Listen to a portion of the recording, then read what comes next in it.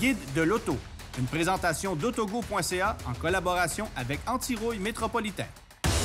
Cette semaine à l'émission, l'essai du Jeep Grand Wagoneer 2022. On compare pour vous les versions hybrides des Honda Accord et Toyota Camry, mais tout d'abord, un retour sur l'histoire entourant la Chevrolet Bolt. Parce que la Chevrolet Bolt EV est une voiture très populaire chez nous, voici un résumé de sa courte histoire.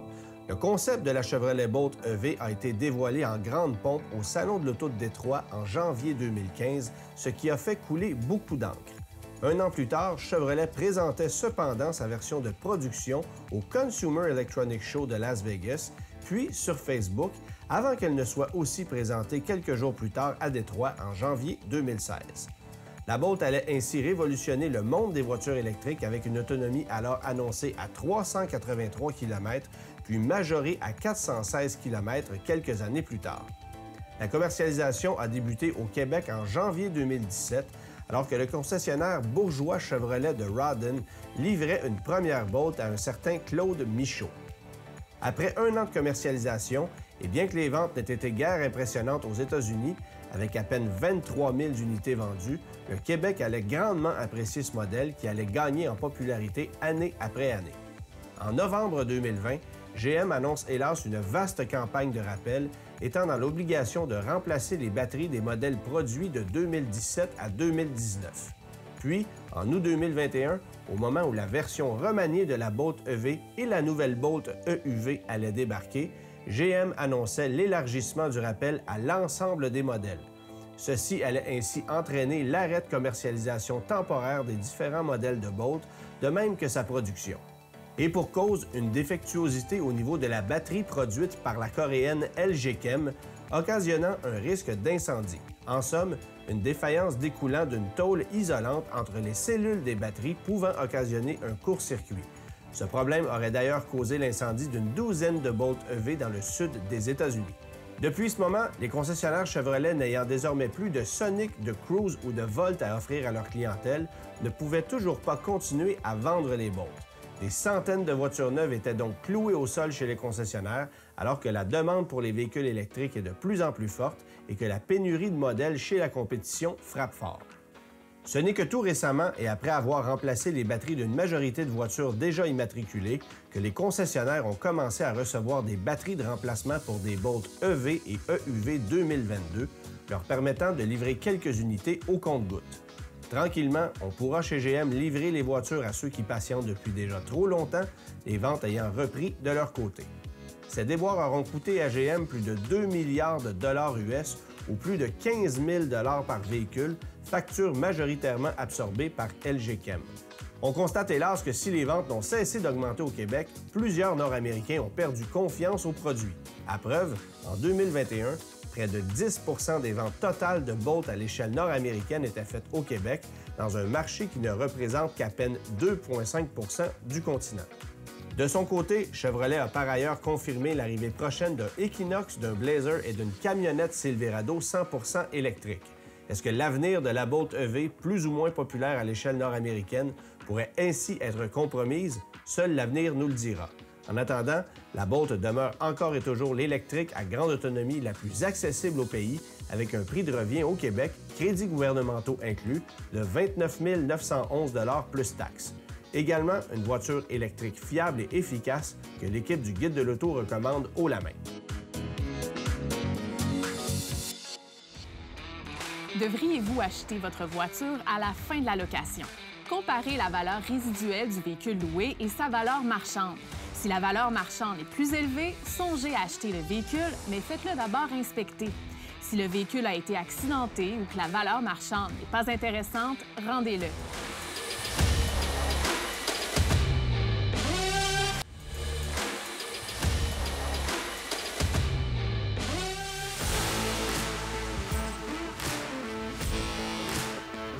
Gabriel, le grand retour du Jeep Grand Wagoneer 2022, pourquoi? Pourquoi? Because Cadillac Escalade.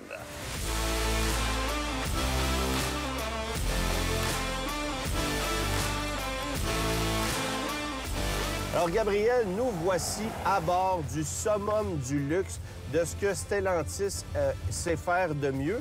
Parce que si on se fie au prix sur lequel on va revenir un peu plus tard, c'est effectivement la crème de la crème chez Stellantis.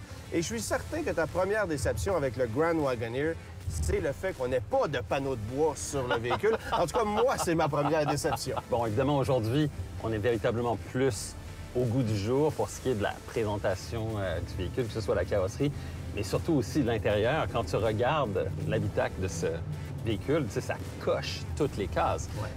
Tu sais, intérieur en cuir avec surpiqûre, des écrans partout, chaîne audio Macintosh haut de gamme. Mais quand tu regardes de plus près, tu t'aperçois qu'au niveau de la qualité d'assemblage, ouais, de la finition, là, il y a de sérieuses lacunes. On l'a remarqué sur des sièges à l'arrière, Ouais, certains atroce. plastiques en bas. C'est pas digne d'un véhicule de ce prix-là et ça donne l'impression presque d'un véhicule de pré-production. Côté moteur, le V8 Hemi, on dit, c'est pas... 6,4 litres. 6,4 litres. C'est pas ce qu'il y a à la fine pointe là, sur le plan technique. Une consommation absolument extraordinaire. On est quoi, 16 litres au 100 de moyenne? Ben, on parle de moyenne combinée de 16 Exact. litres au 100. Ouais. Mais si tu es en ville, tu fais du 18, 19 Ah ouais. litres au 100. Et pour un véhicule qu'on vient de lancer sur le marché, alors que le litre d'essence est passé récemment à 2 le litre, tu fais mais pourquoi? Par contre, il faut comprendre que c'est un moteur de transition, là. Oui, effectivement. Stellantis l'utilise à peu près à toutes les sauces à l'heure actuelle. Mais ce qui est intéressant aussi, c'est que tout récemment, Chrysler, ou en fait Stellantis, Jeep, a annoncé qu'ils allaient arriver avec une version L, empattement allongé, histoire d'aller concurrencer efficacement l'Escalade, évidemment pleine grandeur, Ouais. dans un premier temps, mais surtout un nouveau moteur 6 cylindres en ligne biturbo, qui va être beaucoup plus efficace. Bien, en fait, beaucoup plus efficace. Un peu mieux en consommation de carburant. En fait, on aura plus de puissance parce Ouais. qu'ici, 471 chevaux, on en aura 520 avec le nouveau moteur qu'on appelle Hurricane haute performance. Et on dit que la moyenne de consommation combinée de ce nouveau moteur-là sera inférieure de 1,7 litres au 100 par rapport à ce qu'on a ici. Donc, si on fait le calcul, on serait à 14,3 litres au 100 de moyenne combinée avec ce nouveau moteur-là qui se veut à la fine pointe de la technologie. Oui, c'est ça. Aïe aïe! Exact. Pour ce qui est du comportement routier, c'est très coolé comme conduite, mais on sent tout de suite que c'est peut-être pas aussi agréable pour ce qui est du comportement routier que, par exemple, le Cadillac Escalade, qui, selon moi, est meilleur justement pour la dynamique, pour le comportement routier, évidemment. Ben moi j'ai eu l'impression que j'étais un peu plus déconnecté. Oui, ben c'est ça. J'ai pas l'impression d'avoir le contrôle comme avec un Cadillac Escalade. La direction, effectivement, est un peu molle, un peu surassistée. Ouais. Et le véhicule pèse quand même 2,5 tonnes, ou à peu près Ouais, métrique. c'est ça, ouais. C'est un détail. On définit les modèles chez Jeep avec un Wagoneer qui viendrait rivaliser Tahoe, Yukon, Ford Expedition, alors que du côté du Grand Wagoneer, bien, on veut rivaliser avec les Lincoln Navigator, les Cadillac Escalade, accessoirement le Range Rover Lexus LX 600. Mais le Grand Wagoneer, moi, j'ai hâte de voir quelle sera la réponse réelle, parce que pour le moment, ça commence à arriver chez des concessionnaires au compte-gouttes, mais c'est une approche qui est complètement différente de celle de Cadillac. Et évidemment, on n'a pas une emblème aussi prestigieuse que celle de l'Escalade avec le Grand Wagoneer. Et tu remarqueras aussi Ouais, c'est ça. qu'il n'y a aucun logo Jeep sur le véhicule. C'est On vrai. veut faire de Wagoneer une marque un peu comme Ford a fait avec le Bronco. C'est particulier comme approche, là. Quand on parle de ce genre de véhicule, il y a un aspect qui me vient en tête, c'est la capacité de remorquage. On est assez bien de ce côté-ci, right? Absolument. En fait, on est le meilleur de la catégorie pour le moment, mais évidemment sur papier. Alors, Ouais. c'est 9850 livres de capacité de remorquage avec ce véhicule-là, contre 8000 du côté de chez Cadillac, 8700 du côté de chez Lincoln. Alors, on a une capacité de remorquage supérieure. Je ne veux pas m'imaginer ce que ça représenterait comme consommation avec une remorque de 9000 livres à l'arrière, mais c'est certain que ce véhicule-là est capable, et parce qu'on a une suspension pneumatique adaptative, bien, le véhicule va se stabiliser. Il y a tout ce qu'il faut là-dessus pour pouvoir remorquer adéquatement. Alors, on l'a évoqué un petit peu au tout début de ce reportage, la fameuse notion du prix de ce véhicule. Et le prix, ben, on peut le qualifier de stratosphérique. 83 000 un peu plus de 83 000 pour un Wagoneer de base, sans aucune option. Et Dieu sait qu'il y en a des options chez Jeep. Et dans le cas qui nous concerne, c'est un Grand Wagoneer Série 3, 132 470 transport préparation inclus. Alors, c'est une facture carrément indécente. On est plus cher qu'un Cadillac Escalade tout équipé, là, ou à peu près. Alors, c'est quand même sérieux comme facture.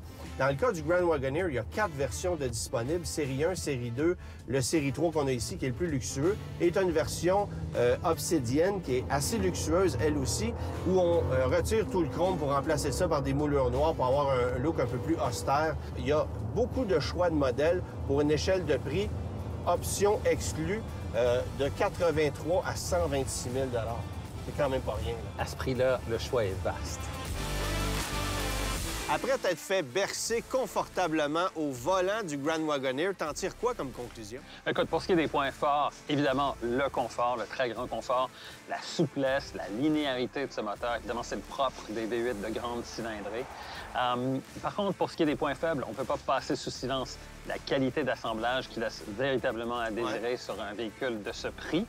Et aussi le fait qu'il n'y a pas de motorisation hybride au programme. On est en 2022 quand même. Et peut-être aussi une dernière chose, c'est le fait que la garantie sur ce véhicule-là n'est pas aussi avantageuse que celle des véhicules concurrents de marques de luxe établies. Alors, comme toi, le confort exceptionnel, le contraire aurait été surprenant. J'aime aussi le fait qu'on ramène le nom Wagoneer, Grand Wagoneer, sur le marché. C'est rafraîchissant, c'est différent, c'est moins bling-bling que Lincoln Cadillac dans leur approche. Alors ça, j'aime ça. En contrepartie, le prix n'a pas d'allure. La consommation d'essence non plus. On est en 2022. Débarquer avec un moteur qui fait 16 litres au 100 de moyenne aujourd'hui. Il faut avoir du front tout le tour de la tête. Je sais que c'est un moteur de transition, mais quand même. Et ça me donne l'impression aussi qu'on n'a pas développé ce véhicule-là pour le marché canadien. On l'offre ici, mais la réalité, c'est que ça s'adresse aux Américains du Sud qui n'ont pas du tout la même réalité que nous. Gabriel, ta note? Ben, écoute, je donnerais un 7, mais vraiment limite, là, en forçant beaucoup. Ouais, moi aussi. Taxe incluse. Taxe incluse.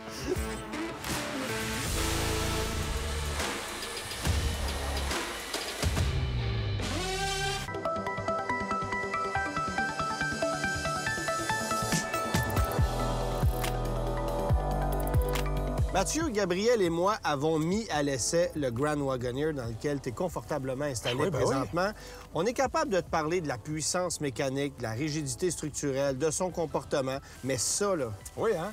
Là, tu me perds, là. Il y en a trop. C'est vraiment, là, c'est beaucoup d'écrans. Même si je suis quelqu'un qui adore la technologie, je suis pas nécessairement un grand fan des écrans dans les voitures. Dans ce cas-ci, on a 1, 2, 3, 4 écrans différents dans ce modèle-ci. Ouais. Et si je peux te faciliter la tâche, regarde, il y a même un écran qui est rétractable. Tu le fais disparaître. Eh oui, voilà. C'est un écran de rangement. Donc moi, la double utilité, j'aime ça. Et si tu vois en arrière, eh bien, il y a bon nombre de prises pour se brancher. Mais moi, ce que j'aime surtout, c'est de voir comment l'interface de base qui vient avec le véhicule réagit est intéressante. Alors, je vais te donner un défi fort simple. Mets-moi la carte en plein écran, s'il te plaît. Voilà. Donc, t'as la carte. Et oui, voilà! Okay. Donc, tu vois, c'est le tout petit carré dans le coin en haut à gauche qui doit être pressé pour que la carte apparaisse en plein écran. Puis, je te rappelle que tu es au volant, là. Là, tu vas avoir accès à la carte plein écran. Puis là, tu es en train de conduire. Il faut que tu ailles peser sur un petit carré qui se trouve... Donc, ce que le fabricant a créé, a fait, c'est pas, à mon avis, optimal. Et je sais pas si tu as remarqué, mais il y a quand même une certaine lenteur dans le... Oui, donc ça, écoute, je sais pas si ça peut se régler avec une mise à jour, mais je trouve que l'écran, il est relativement lent lorsqu'on le manipule. L'écran pour le passager, est-ce que tu aimes ça? C'est une bonne idée pour toi? Bien, écoute, tu as appelé ça l'écran pour le passager. Moi, je vais appeler ça l'écran pour le copilote. C'est l'écran qui est destiné au passager et qui peut justement contrôler l'ensemble du divertissement dans le véhicule. Donc ça, moi, je trouve ça assez intéressant. Évidemment, c'est une redondance de certaines options qu'on va retrouver sur la console centrale, bien sûr, mais je trouve ça très intéressant. Essentiel, non. Et la bonne chose, au moins, c'est que toi, en tant que conducteur, tu ne vois pas cet écran-là. Moi, je pensais qu'il était éteint. Donc, il y a une espèce d'effet polarisé, là. Il y a un effet polarisé et il y a un angle qui fait que le conducteur ne peut pas le voir. Fait que, Mathieu, confirme-moi que tu n'es aucunement distrait dans ce véhicule-là. Tu vois, j'ai pesé puis ça marche pas. Bon, justement, Antoine, ça me permet de te parler des différents boutons. Il y a, on l'a dit, l'écran qui est tactile. C'est une forme, donc, de bouton, si tu veux. On a des boutons ici sur le côté qui sont des boutons tactiles, c'est-à-dire qu'on doit toucher à un endroit sans avoir à faire une pression nécessairement forte pour activer l'option. Il n'y a pas de clic, là. Il n'y a pas de clic. Ouais. Partout ici, bien ça, ce sont des boutons pression tels qu'on les connaît. Donc, on a 1, 2, 3 boutons différents. On a ici des boutons qui sont quand même assez particuliers. Ce sont des boutons tactiles, mais sur lesquels on doit exercer une certaine pression parce que si on fait simplement déposer notre doigt, ça ne va pas fonctionner. Refais-le, tu vas avoir un petit retour de force qui confirme que tu as bien appuyé. Oui, exactement. Tu as une roulette, tu as aussi ces espèces de boutons un peu comme un interrupteur. Ça commence à faire pas mal de types de boutons différents pour un véhicule, à mon avis. C'est clair, c'est clair. J'aimerais te parler de l'écran qui se trouve entre les deux sièges des passagers arrière. Ouais. Encore une fois, je ne connais pas qui exactement sera le public qui va acheter ce véhicule-là, mais moi, avec des enfants, un écran entre les deux sièges, avec des gobelets, avec des collations, avec tantôt des jouets, j'ai l'impression que c'est un écran qui peut se faire malmener, surtout si les enfants ont à se déplacer en arrière du véhicule. Peut-être qu'acheter un petit filtre de protection pourrait être intéressant. Là, je ris parce que j'ai vu l'état de ta fourgonnette en arrière et je comprends pourquoi tu dis ça. J'ai 3 enfants, mon monsieur! Et la prochaine chronique sera Bienvenue dans l'Odyssée de Mathieu. Ah non, ça, c'est mon petit jardin secret à moi, les 3 enfants et ma conjointe. avec beaucoup d'engrais. Je vais aller nettoyer les écrans.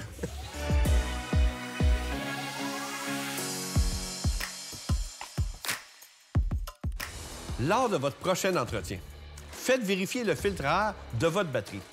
Ça prolongera la durée de vie de la batterie au voltage.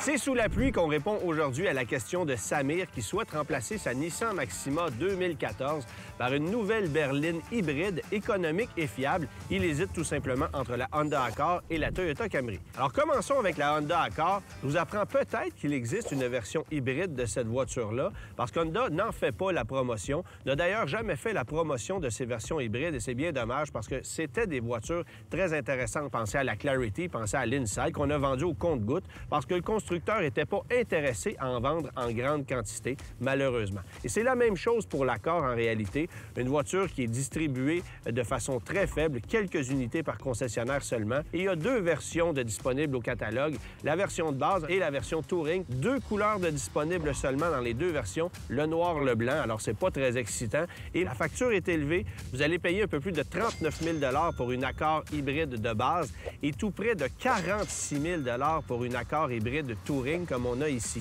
Et pour passer à la technologie hybride par rapport à une version à essence équivalente, bien, c'est un peu plus de 4 000 $. Alors, on fait payer très cher la technologie hybride.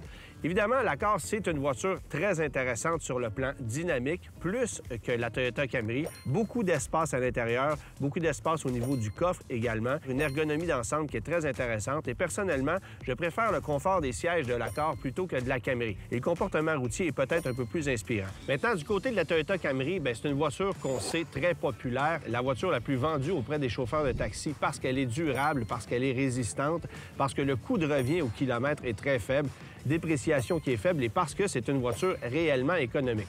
La cote de consommation est très comparable avec celle de l'Accord, il faut le savoir. Alors, pour une version de base, vous êtes à 4,9 litres au 100 en moyenne combinée contre 5 avec la Honda Accord. Par contre, si vous optez pour une version un peu plus sportive ou un peu plus luxueuse avec de plus grosses jantes, on passe à 5,1 litres au 100 en moyenne combinée avec la Camry contre 5,5 avec la Honda Accord. Les avantages de la Camry, bien sûr, un grand choix de modèles, 4 versions de disponibles.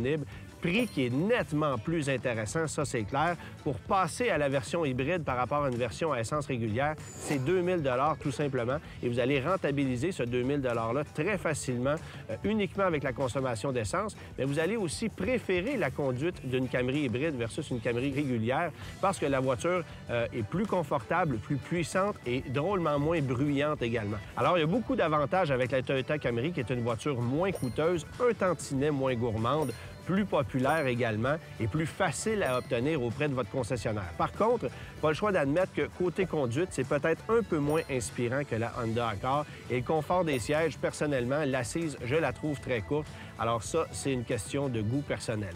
Maintenant, je me permets de vous proposer aussi comme alternative la Hyundai Sonata en version hybride si vous souhaitez évidemment obtenir une version haut de gamme parce que la Hyundai n'est disponible qu'en version Ultimate à un peu plus de 42 000 $. Une très belle alternative pour une cote de consommation à 5 litres au 100, ça pourrait être une option intéressante. Mais entre l'Accord et la Camry, je favorise la Camry parce que Toyota est intéressé à en vendre, parce que la voiture est moins chère, parce qu'elle est plus économique et parce qu'on connaît sa fiabilité, évidemment. Cette émission vous a été présentée en collaboration avec autogo.ca.